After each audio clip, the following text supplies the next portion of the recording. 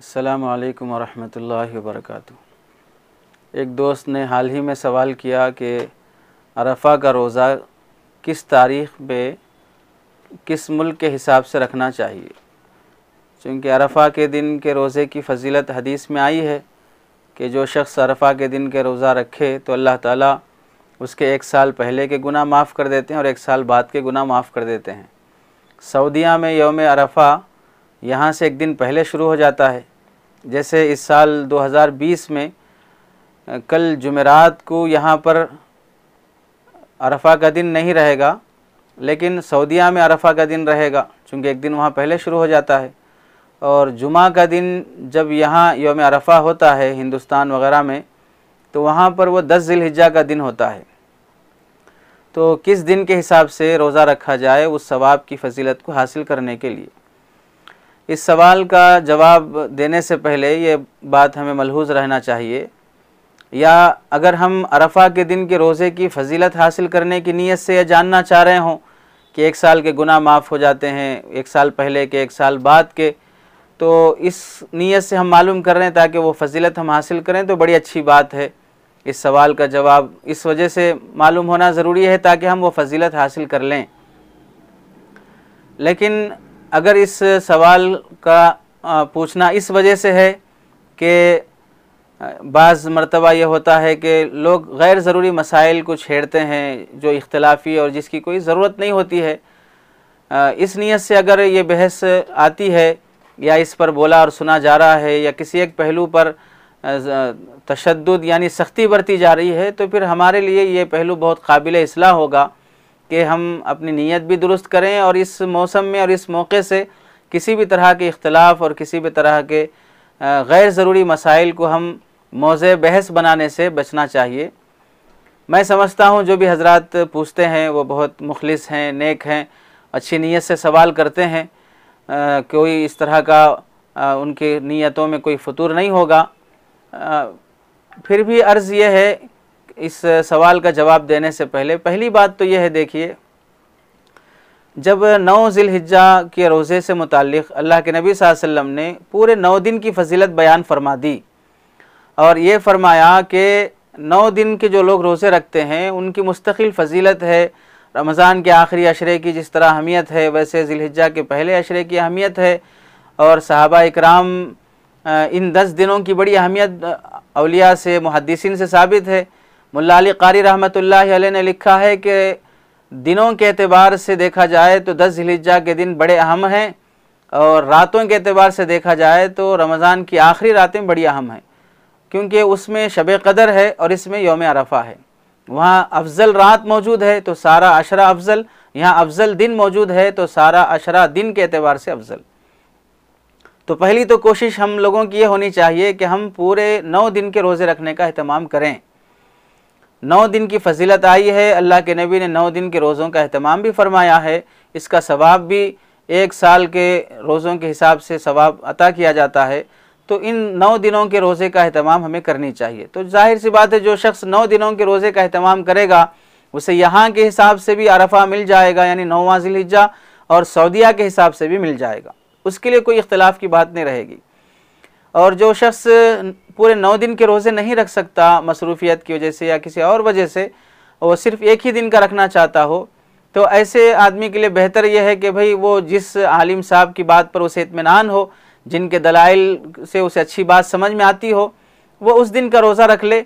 यानी जो ये कहते हैं कि 9 ज़िलहिज्जा का रोज़ा अपने मुल्क के हिसाब से रखेंगे, उनके पास भी अपनी दलील है। जो लोग कहते हैं कि 9 ज़िलहिज्जा का रोज़ा सऊदीया के हिसाब से रखेंगे, उनके पास भी दलील है। अगर कोई शख्स यहाँ अपने मुल्क के हिसाब से रख रहा हो तो वो लोग ये नहीं कहते कि गलत कर रहा है, और अगर कोई सऊदीया के हिसाब से रख रहा हो तो ये लोग भी इतनी सख्ती नहीं बरतते हैं कि वो गलत कर रहा है। जो लोग वहाँ सऊदीया के हिसाब से रोज़ा रखने की बात करते हैं, उनके पास दलील है कि अल्लाह के नबी ने अरफ़ा का दिन, जिस दिन मैदान अरफ़ा में हाजी जमा होते हैं, उसकी फ़जीलत की वजह से अल्लाह के नबी ने रोज़े की फ़जीलत बयान फरमाई। और अरफ़ा के दिन अरफ़ा के मैदान में हाजी कब जमा होते हैं? सऊदीया की तारीख़ के हिसाब से जमा होते हैं, तो फिर वहाँ की तारीख़ के हिसाब से रोज़ा रखना चाहिए, उनकी दलील है। और जो हज़रात ये कहते हैं कि अपने मुल्क के हिसाब से रोज़े रखे जाएँ उनकी दलील है कि अल्लाह के नबी सल्लल्लाहु अलैहि वसल्लम ने अरफा के दिन की फजीलत मैदान अरफा में हाजियों के जमा होने की निस्बत से नहीं फरमाई है। 9 ज़िलहिज्जा की सराहत के साथ एक हदीस पाक में आया, हज़रत उम्मे सलमा रज़ी अल्लाह तआला अन्हा और दूसरी रिवायात में बात साबित है। चुनांचे रिवायत के अल्फाज हैं, काना रसूलुल्लाह सल्लल्लाहु अलैहि वसल्लम यसूमु 9 ज़िलहिज्जा व यौम आशूरा। अल्लाह के नबी सल्लल्लाहु अलैहि वसल्लम 9 ज़िलहिज्जा का 9 ज़िलहिज्जा 9 ज़िलहिज्जा का रोज़ा रखते थे और आशुरा का रोज़ा रखते थे। अबू दाऊद शरीफ की हदीस है, हदीस नंबर 2437। ऐसे ही नसई शरीफ की भी हदीस है। तो इससे साफ मालूम हो रहा है कि 9 दिन तारीख की भी वजाहत फरमाई गई है। और ऐसे ही अगर हम अरफा का दिन वहाँ का माना जाए सऊदीया का, तो लीबिया है, ट्यूनिस है, मराकिश है, ये वो मुल्क हैं जहाँ पर सऊदीया से पहले भी तारीख शुरू हो जाती है। सऊदीया से पहले भी तारीख शुरू हो जाती है, यानी एक दिन पहले वहाँ तारीख होगी, तो फिर सऊदीया में तारीख शुरू होगी, फिर यहाँ हिंदुस्तान एशिया में तारीख शुरू होगी। तो अगर वो लोग 9 ज़िलहिज्जा का रोज़ा रखना चाहेंगे तो फिर जिस दिन सऊदीया में ईद का दिन होगा यानी 10 ज़िलहिज्जा होगा, वो मराकिश, ट्यूनिस वगैरह में 9 ज़िलहिज्जा का रोज़ा होगा। वो अपने यानी वहाँ जिस दिन ईद होगी मराकिश में, ट्यूनिस वगैरह में जिस दिन ईद होगी, वहाँ सऊदीया में 9 ज़िलहिज्जा होगा। तो फिर उस मुल्क के रहने वाले लोग कभी ज़िंदगी में 9 ज़िलहिज्जा का रोज़ा, अरफा का रोज़ा पा ही नहीं सकते हैं। फिर ये कि भाई वो नफिल रोज़ा है, नहीं पाए तो क्या हुआ, ऐसा थोड़ी ना है कि इस मसले पर हर मुल्क वाले अमल करें, जिस पर हो सकता है वो अमल करें। लेकिन देखिए सारी दुनिया में इंसानियत बसती है और जो फजीलत आई है वो सारी कायनात के इंसानों के लिए है। तो क्या ज़िंदगी भर 1400 साल से लेकर क़यामत तक ऐसा मसला कि भाई उन्हें जिसमें कोई तायीन ना हो, कोई तनसीस ना हो, तखसीस ना हो, फिर भी एक मुल्क का मुल्क दो चार मुल्क के मुल्क महरूम हो रहे हों और शरीयत उस मुल्क के लिए जामे ना हो रही हो। और फिर रोज़े के वक्त का भी हिसाब लगाया जाए तो फिर रोज़े का जो वक्त है वो अपने मुल्क के हिसाब से रखा जाता है, सऊदीया के हिसाब से नहीं रखा जाता। तो बहुत से दलाइल हैं जिसकी वजह से हर शख्स अपने मुल्क के एतबार से 9 ज़िलहिज्जा का रोज़ा रखे, ये ज़्यादा राजिह मालूम होता है। और अगर कोई शख्स सऊदीया के हिसाब से रख रहा हो तो कोई बुरी बात नहीं है, कोई ख़राब नहीं है। दोनों तरफ उलमा हैं, दोनों तरफ के दलाइल हैं। राजिह औला गैर औला का मसला है। बेहतर है कि यहाँ के हिसाब से भी रख ले, वहाँ के हिसाब से भी रख ले, 2 रोज़े रख ले, क्या चले जाएगा। अगर इस दिन 9 ज़िलहिज्जा हो तो इन उलमा के फतवे से भी फजीलत हासिल हो जाएगी। अगर दूसरे दिन हो सऊदीया के हिसाब से तो वहाँ की भी फजीलत हासिल हो जाएगी। लेकिन गैर ज़रूरी बहस में पढ़कर रोज़ा रखे बग़ैर महज किस दिन रोज़ा रखने के इख्तलाफ में आदमी पड़ जाना, ये हमारे लिए बहुत ही ख़तरे की बात है। उसके लिए हम समझ लें जब उम्मत गैर ज़रूरी इख्तलाफात में पड़ती है तो फिर उसका ज़वाल शुरू हो जाता है। हज़रत मौलाना खलीलुर रहमान सज्जाद नोमानी साहब दामत बरकातुहुम ने एक मरतबा महानामा अल फुरक़ान में लिखा था कि जब सहाबा ईसाइयों पर हमला करने के लिए गए, जंगों का जब ज़माना था, तो एक शहर में दाखिल हुए तो देखा कोई शहर के किनारे और शहर के दरवाजे पर फ़ौज को रोकने और हमले को रोकने के लिए खड़ा हुआ नहीं है, पूरा शहर खाली है। जब गए अंदर मालूम हुआ पूरी गलियां खाली है, सिर्फ औरतें बच्चे मौजूद हैं। मालूम करने पे पता चला कि भाई आपके जवान फौजी कहाँ चले गए, जबकि उनको मालूम है कि जंग का वक्त है। तो लोगों ने कहा कि हमारे शहर में 2 ईसाई पादरी आए हैं, मुनाजरा चल रहा है, बहस चल रही, झगड़े हो रहे हैं, इल्मी बहसें हो रही हैं। किस बात पर हो रही है बहसें? मालूम हुआ कि एक ईसाई पादरी कह रहा है, देखिए ताज्जुब कीजिए और वो दिन उम्मत मुस्लिमा को देखना ना पड़े ज़वाल का जो दिन ईसाइयों ने देखा है।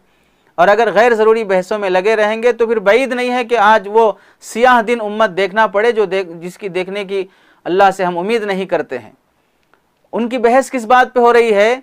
ईसाई में से एक ईसाई पादरी का ग्रुप और उनके साथ नौजवानों की फ़ौज अपने मुल्क और मज़हब को बचाने के बजाय इस मसले पे बहस है कि हज़रत ईसा अलैहिस्सलाम पैदा होने के बाद हज़रत मरियम रज़ी अल्लाह तआला अन्हा कुंवारी ही थी या सय्यिबा हो गई, यानी हज़रत ईसा पैदा होने के बाद भी उनका कुंवारापन बाकी रहा या ख़त्म हो गया।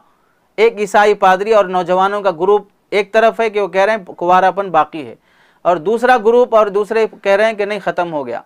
और दूसरा मसला जो बहस में था वो ये है कि हज़रत ईसा अलैहिस्सलाम का पेशाब पाक है या नापाक है। इन दो मसलों पे जिसका किसी की ज़िंदगी से अमली ताल्लुक़ नहीं है, एतक़ादी ताल्लुक़ नहीं है, मगज़मारी है, दिमाग ख़राब बातें हैं, इस पे झगड़ा हो रहा है, जबकि एक दूसरी फ़ौज उनके शहर को तबाह बर्बाद करने, हमला करने के लिए आ रही है। तो जब आपस में गैर ज़रूरी मसाइल में बहस होती है तो आदमी अमल से खाली हो जाता है, अमल से महरूम हो जाता है, खैर से महरूम हो जाता है। वो इख्तलाफ जिसे रहमत कहा गया है वो हुदूद में रहकर मुखलिसाना नीयत से सामने वाले की अज़मत और एहतराम के साथ दलाइल की रोशनी में किया जाए तो वो रहमत है। अपनी ज़ातियात, नफसानियत को और गैर ज़रूरी बहसों को बुनियाद बनाकर उस पर सख्ती बरती जाए तो वह इख्तलाफ कभी रहमत नहीं बन सकता है। तो इसलिए पूरे 9 दिन के रोज़ों का अहतमाम करें, नहीं हो सकता तो 2 रोज़ों का कम अज़ कम अहतमाम कर लें, यहाँ के अरफात से भी, वहाँ के तारीख़ के हिसाब से भी। अगर ये भी नहीं हो सकता तो जिस आलिम की बात समझ में आ रही हो उसके हिसाब से रोज़ा रख लें और अल्लाह से उम्मीद करें अल्लाह ताला उसका सवाब दे देगा। अल्लाह हमें अमल की तौफ़ीक़ दे और इख्तलाफ से बचने की हमें समझ अता करे।